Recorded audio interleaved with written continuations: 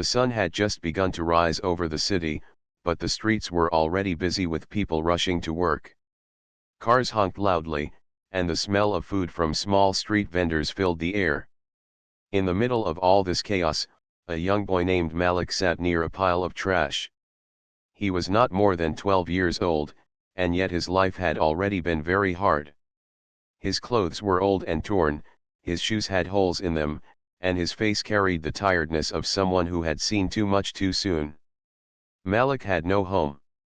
He had lost his mother when he was very young, and his father had left soon after.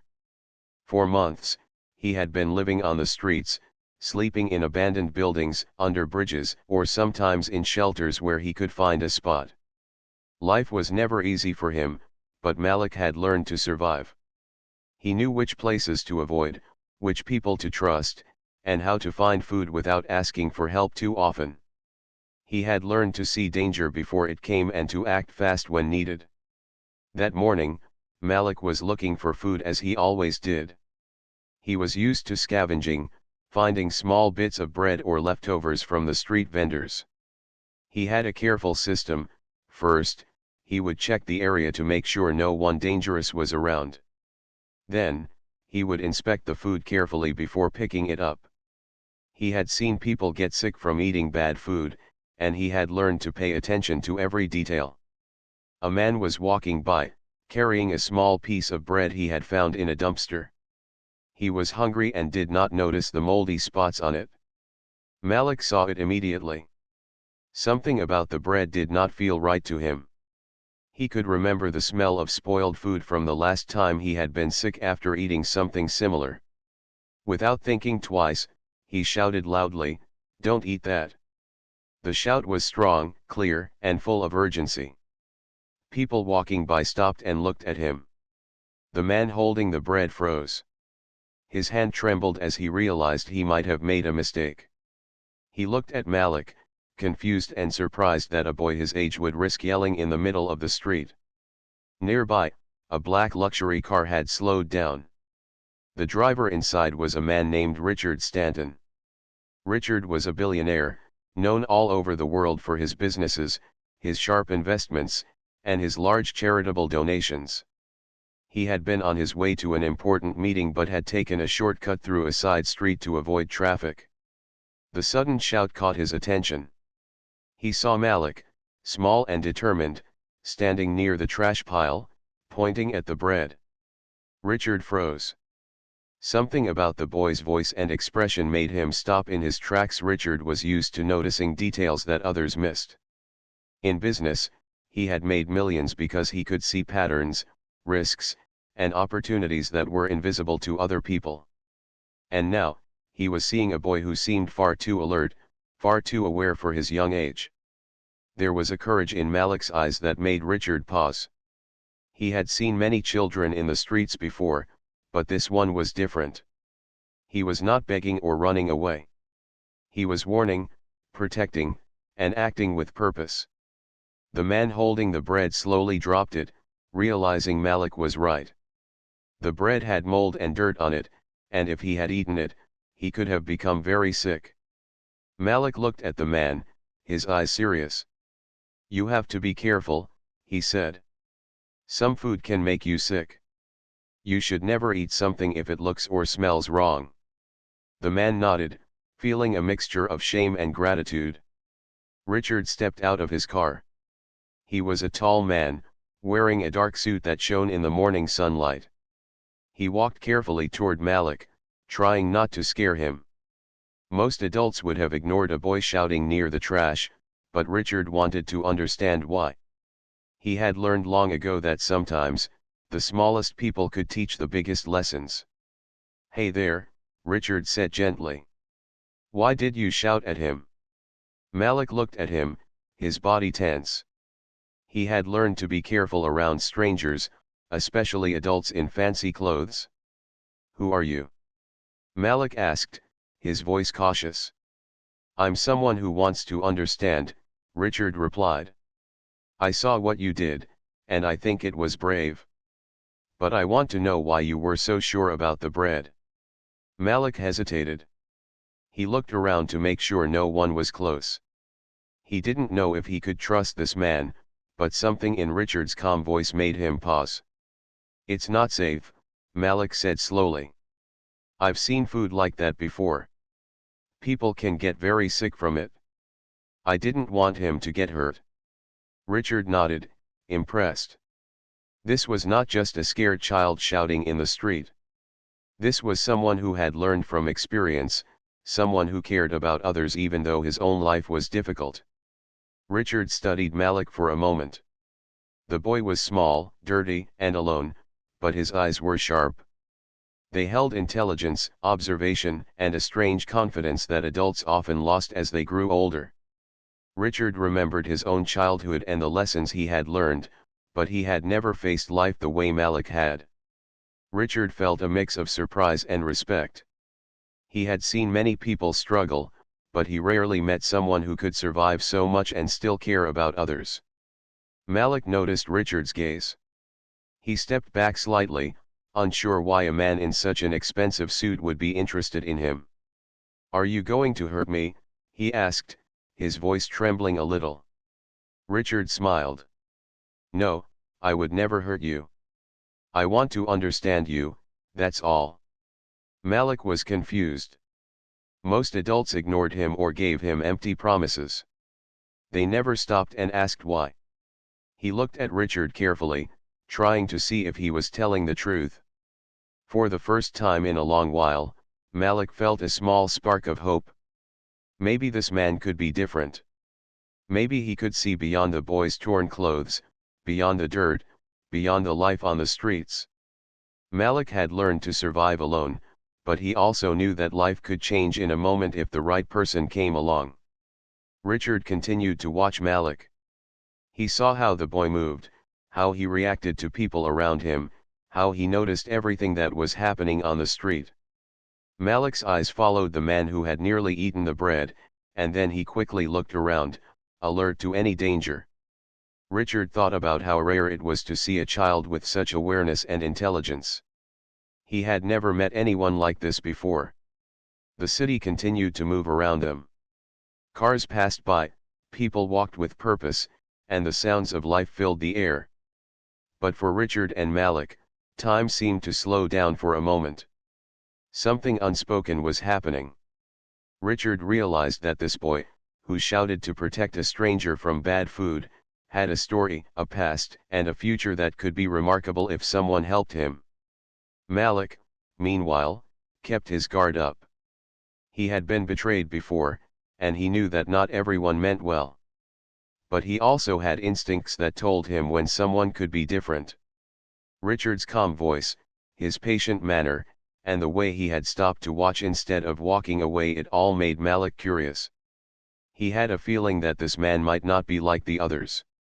As the morning continued, Richard decided he would return. He didn't want to rush the boy or scare him. He wanted to observe, to learn, and maybe, just maybe, find a way to help Malik without forcing him. Malik watched the car drive away, unsure of what to think.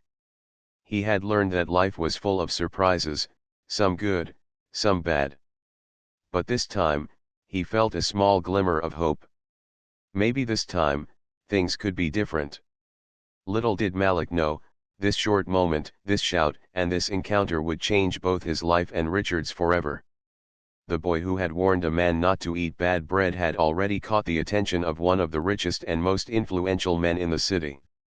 And Richard, who had frozen at first in surprise, had begun to see something he rarely saw in life, a spark of courage, intelligence, and humanity in someone who had almost nothing. The next morning, Malik woke up under the bridge where he usually slept.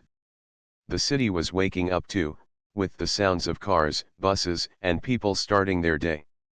Malik rubbed his eyes and tried to shake off the cold. The night had been rough, as always, but he had learned to endure. Hunger was part of his life now, but he had become careful.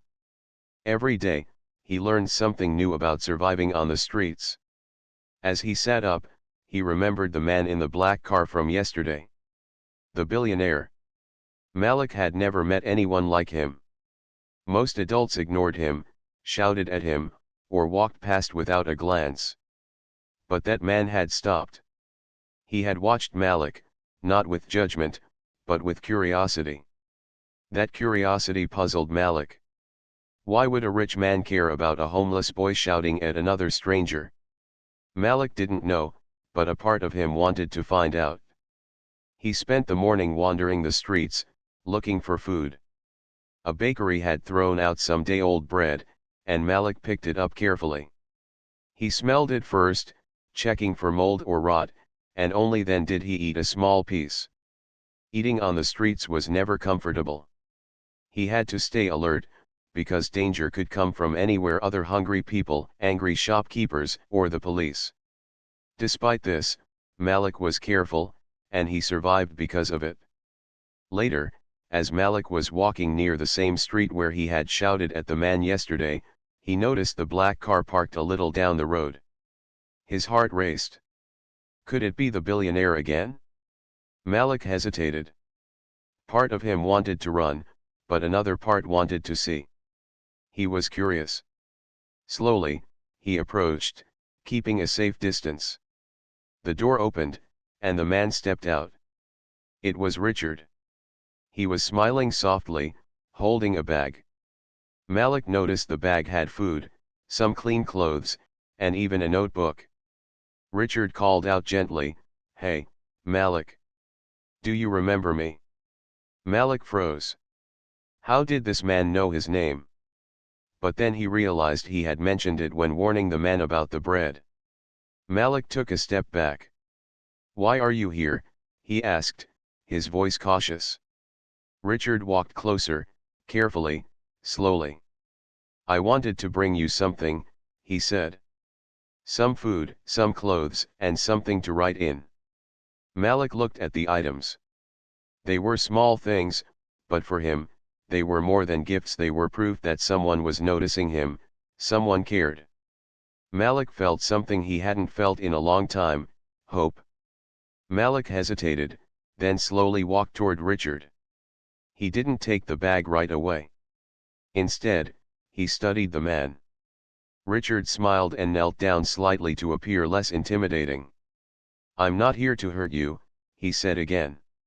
"I just want to understand you, and maybe help you if you let me." Malik felt nervous.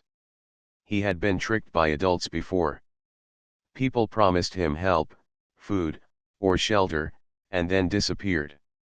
He had learned to trust very little. After a moment, Malik finally took the bag. He opened it slowly, carefully, like it was a treasure. The food was simple: bread, fruit, and some cheese.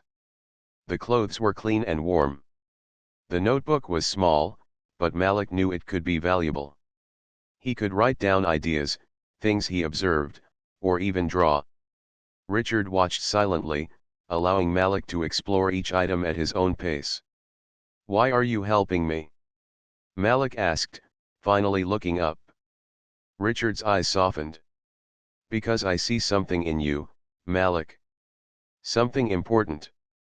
You are smart, careful, and brave. Most people ignore you, but I don't.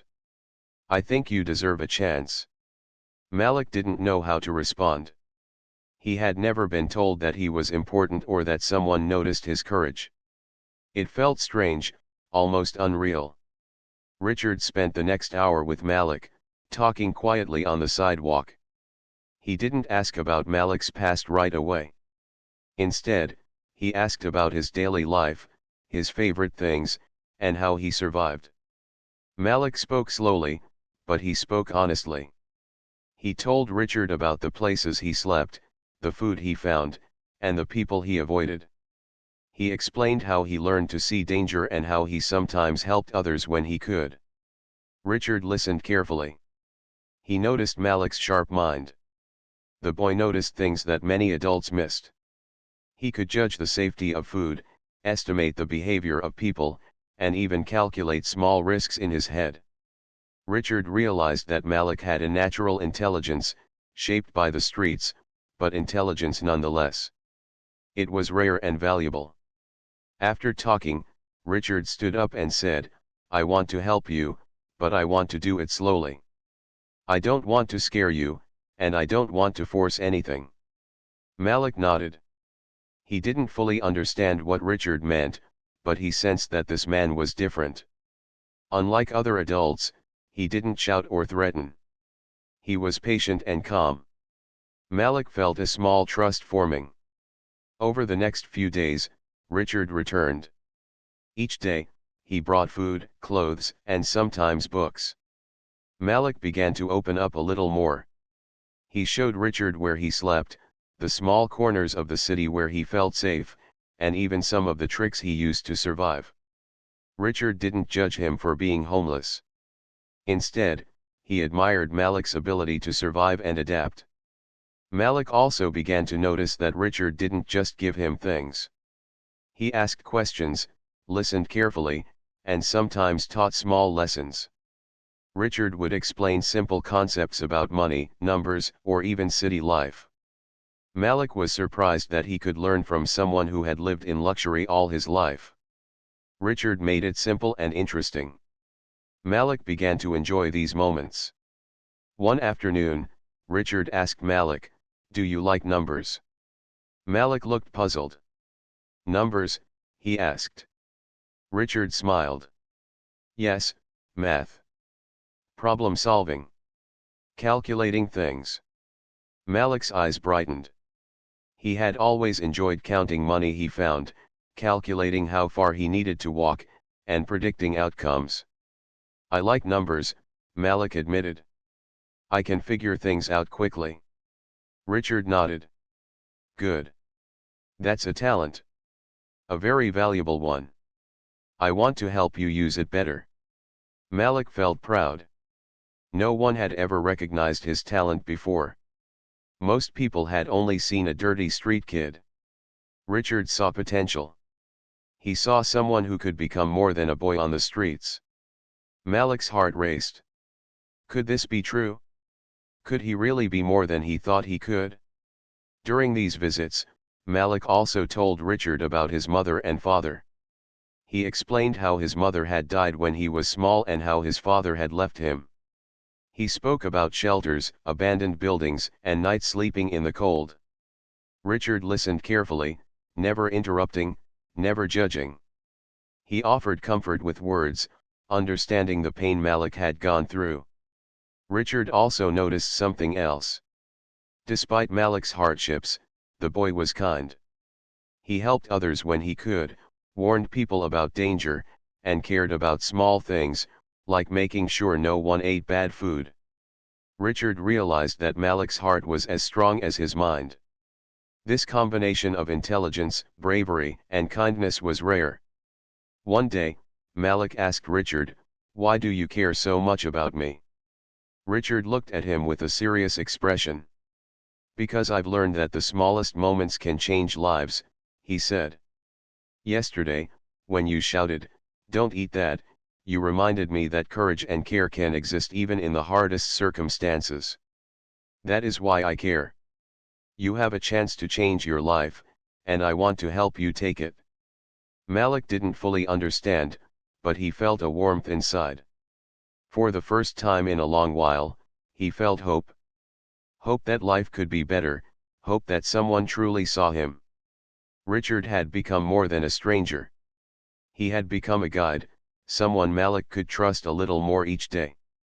By the end of that week, Malik's life had already begun to change.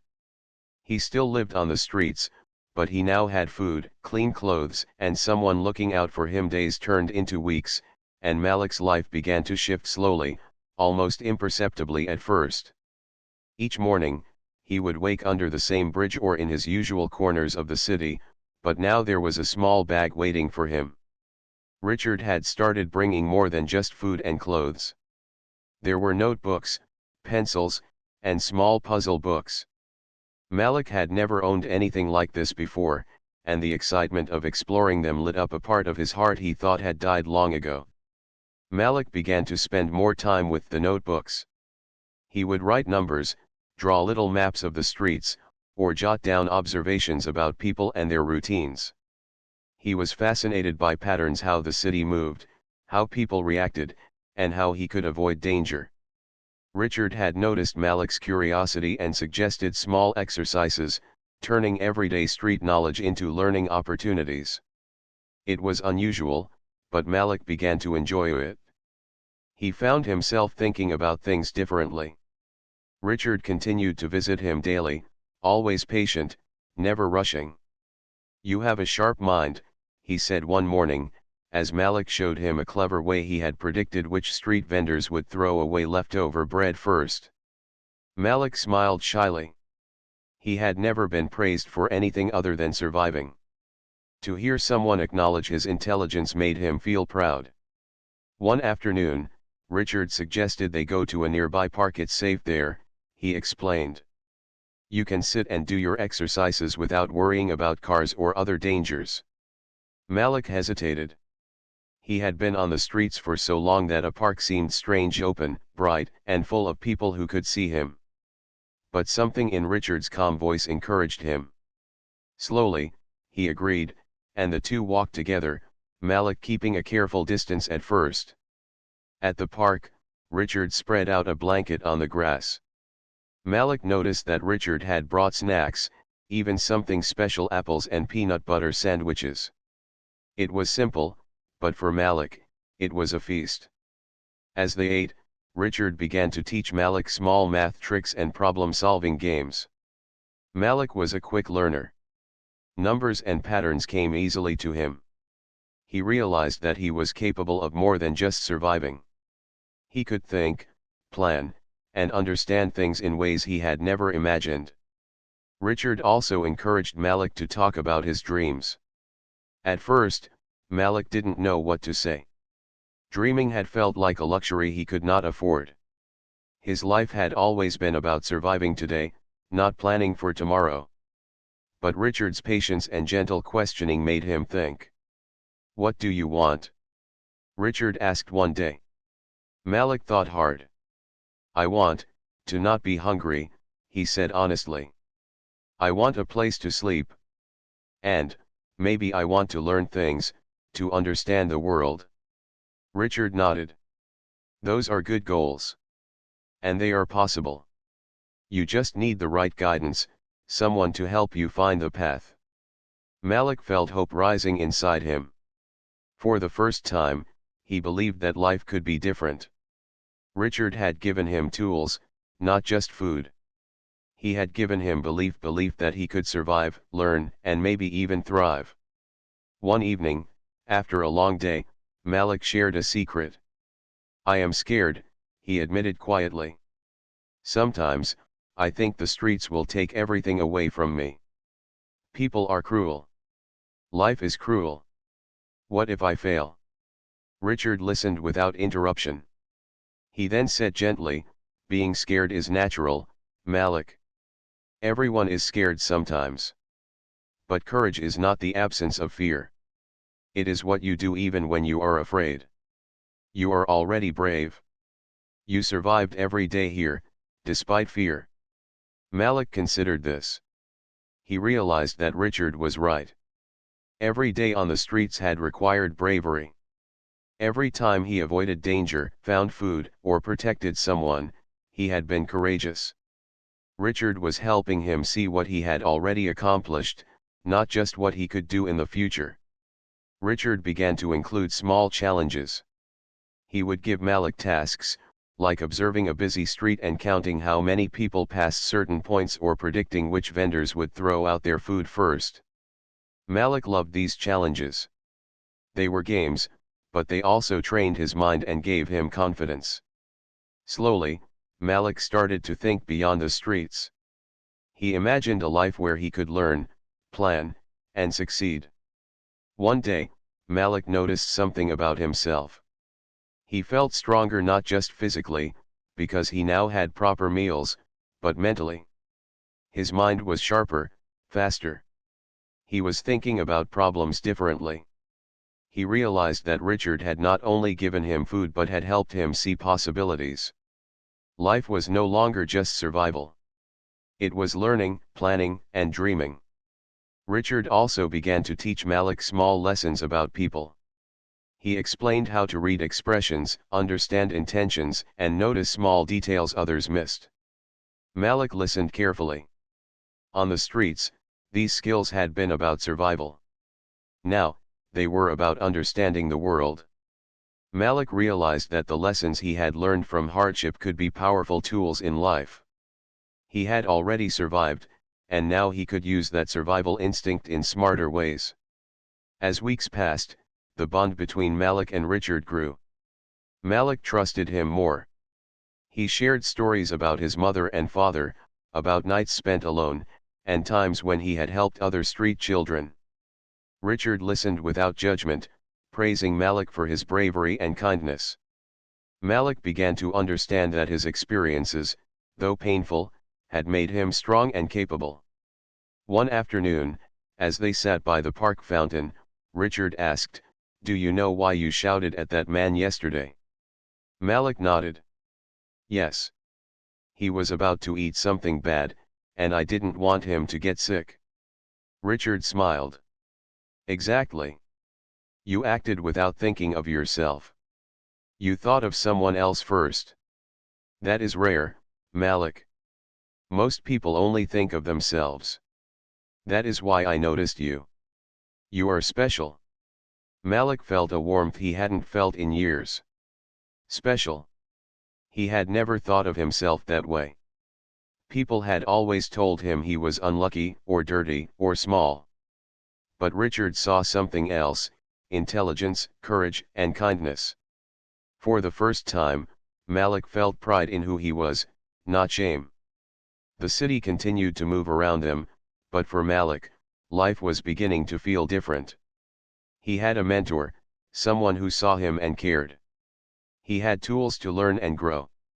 And most importantly, he had hope. Hope that life could be more than survival, that he could have a future where he was safe, respected, and valued. One evening, Richard brought a small envelope.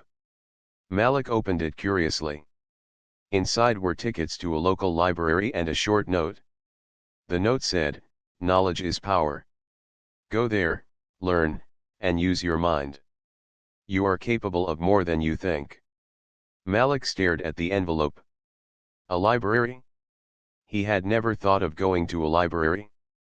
Books had always been for other people, not someone like him. But now, with Richard's encouragement, he felt ready. The next morning, Malik walked into the library. The smell of books, the quiet hum of people reading, and the rows of knowledge made him nervous but excited.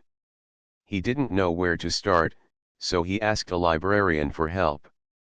The librarian smiled and guided him to a section with books about math, science, and problem solving. Malik's eyes lit up. He had found a new world, one full of possibilities he had never imagined. Richard had prepared him for this moment without forcing it. Malik was learning at his own pace, exploring his interests, and gaining confidence.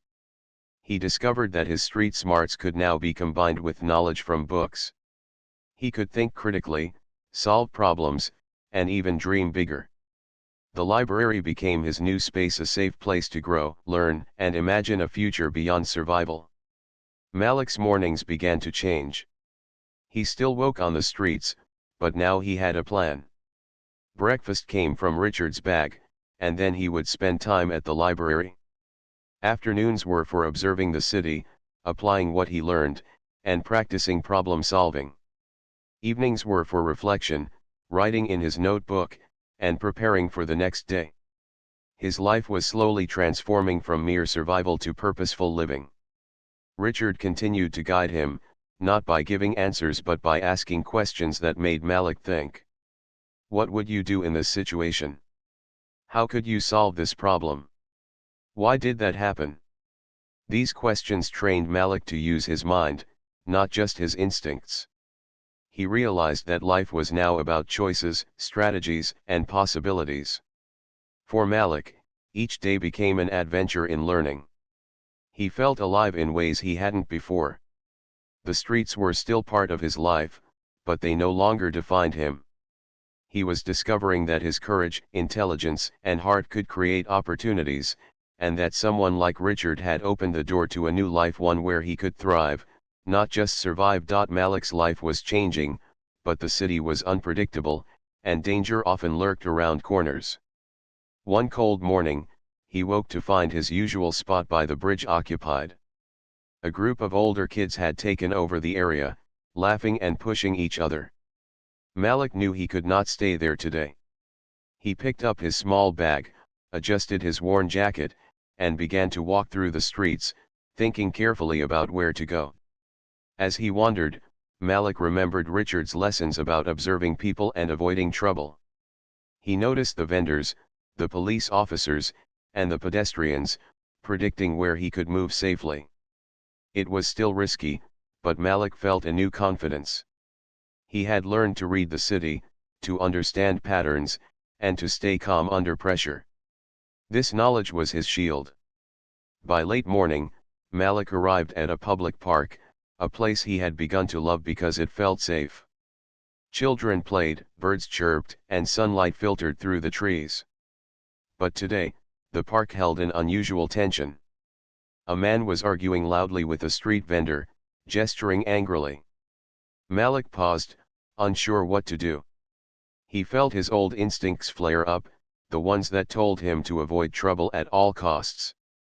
But he also remembered Richard's advice: courage is not the absence of fear, it is acting wisely despite it. Malik stayed at a safe distance, watching the argument. The vendor was selling sandwiches, and the man insisted that the food was unsafe. Malik noticed that the man's hands shook, his face was red, and he seemed about to throw the sandwich. Malik's stomach tightened. He had learned to trust his instincts. Something felt wrong. Without thinking too much, he shouted, "Don't eat that." Everyone turned to look. The man froze, the sandwich halfway to his mouth. Malik ran toward him, waving his hands, shouting, "It's not safe. It's bad. You could get sick." The man hesitated, then slowly put the food down. A small crowd had gathered, murmuring and watching. Malik felt his heart pounding, but he also felt a strange sense of calm. He had done what he had to do. Richard arrived just moments later. He had been watching from a distance, concerned when he saw Malik approach the man. When he saw what happened, his face showed both relief and astonishment. "Malik, you did exactly the right thing," Richard said. "You trusted your instincts, and you acted with courage. That could have saved someone from getting very sick." The man looked at Malik, confused but thankful. I didn't know." "Thank you, kid," he said, handing Malik a small sandwich from his bag as a gesture of gratitude. Malik shook his head, refusing it. "I'm okay. Just glad you're safe," he said quietly. The man nodded and walked away, and the crowd dispersed. Malik felt a mix of pride and nervousness. He had acted bravely, but he knew the city could be harsh. Richard took Malik's hand gently. "This is why I brought you here, Malik.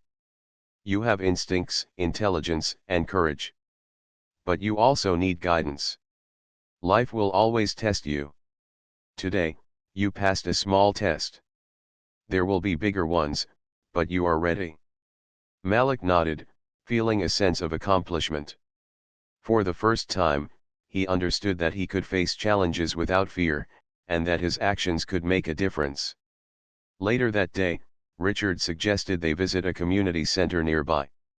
"There's a program for young people like you," he explained. "They offer classes, mentorship, and sometimes even housing support. It could be a good opportunity." Malik felt a mixture of excitement and anxiety. The idea of entering a structured program felt strange after living on the streets for so long. But he also trusted Richard's guidance. At the community center, Malik met other kids and teenagers. Some were shy, some were loud, but all had stories similar to his. Malik realized he was not alone. Others had experienced hardship, hunger, and fear. But they were also learning, growing, and dreaming of a better future. Malik felt a connection with them, a sense of belonging he had never known. Richard introduced Malik to a mentor at the center, a kind woman named Miss Anderson. She had a warm smile and a patient way of listening. "Malik, I hear you have a keen mind and a brave heart," she said. "We can help you explore your talents and build a path forward. But you have to promise to try, to take each day as a learning opportunity." Malik nodded earnestly. "I promise," he said. For the first time, he felt that someone truly believed in him. Over the next few days, Malik attended classes and workshops. He learned about basic math, reading comprehension, and practical skills like budgeting and planning. At first, it was challenging. Sitting still, following instructions, and learning from books were all new experiences. But Malik was determined. He remembered Richard's words, "Knowledge is power." Each lesson felt like another tool, another key to open doors he had never imagined. One afternoon, Malik faced a particularly difficult task in a math workshop. The problem seemed impossible. He felt frustration rising. He wanted to give up, the old habit of retreating to safety tugging at him. But he took a deep breath and thought about Richard's lessons: courage, observation, and persistence. He tried different approaches, writing down numbers, drawing diagrams, and testing ideas. Slowly, the answer became clear. When he finally solved it, a wave of pride washed over him. He had done something he thought was impossible. Miss Anderson praised him. "See, Malik. You are capable. Never doubt yourself." Malik smiled, a little shyly. For the first time, he believed in his own potential. The streets had taught him survival, but now he was learning skills that could transform his future. Days turned into weeks. Malik's confidence grew. He still returned to the streets occasionally, but now he saw them differently. He noticed patterns, understood risks, and even helped other street children avoid danger. His courage and intelligence became a beacon for others. Malik was becoming more than just a boy surviving the city. He was becoming a guide, a problem solver, and a leader in his own way. One evening, Richard brought surprising news. "Malik, a friend of mine wants to meet you. He's in business, and he's interested in young talent. He thinks you have potential." Malik felt nervous excitement. Meetings with adults had often ended in disappointment or judgment. But he trusted Richard. "Okay," he said. The next day, Malik met the businessman, Mr. Hayes, in a quiet office. Mr. Hayes had heard about Malik's intelligence, courage, and problem-solving skills. He asked Malik questions about his life, his observations of the city, and how he approached challenges. Malik answered honestly and thoughtfully, impressing Mr. Hayes. "You have a sharp mind, Malik," he said. "With guidance and opportunity, you could achieve great things." Malik felt a sense of hope he had never known before. That night, as Malik walked home with Richard, he reflected on the journey so far. The streets, the bridge, the hunger, the fear, it had all been part of his story. But he had survived, learned, and grown. He realized that challenges were not just obstacles, they were lessons, shaping him into someone capable of more than survival. He had courage, intelligence, and heart. And now, with mentors, guidance, and opportunities, he could begin building a future. Malik knew that bigger challenges awaited. Life would not be easy. But for the first time, he believed he could face them. He had allies, skills, and confidence. He had learned to trust himself. And most importantly, he had hope, a powerful hope that could carry him through anything. Malik's life had changed more than he ever thought possible. From the streets to the library, from hunger to learning, he had taken steps that seemed impossible months ago. But life still had challenges. The streets were still part of his past, the memories vivid and raw, reminding him of how far he had come.